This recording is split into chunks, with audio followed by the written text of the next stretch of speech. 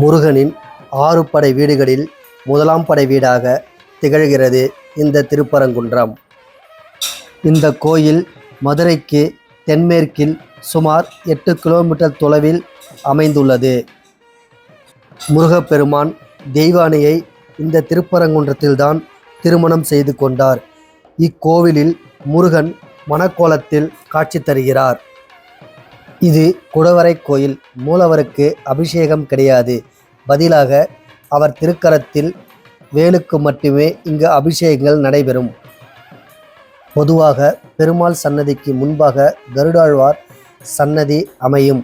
ஆனால் இத்தலத்தில் பெருமாளுக்கு எதிராக சிவபெருமான் இருப்பதால் அங்கு கருடாழ்வார் சன்னதி அமையவில்லை.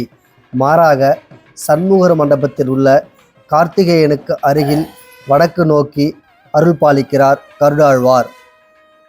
இவ்வளவு சிறப்பு வாய்ந்த இந்த கோவிலுடைய கும்பாபிஷேகம் வருகிற 14/7/2025 காலை நடைபெறுகிறது.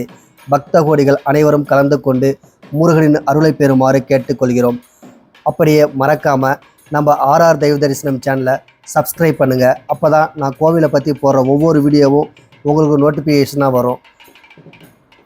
மற்றொரு வீடியோவை உங்களை சந்திக்கும் வரை உங்களிடம் விடைபெறுவது உங்கள் ராஜாராம். நன்றி, வணக்கம்.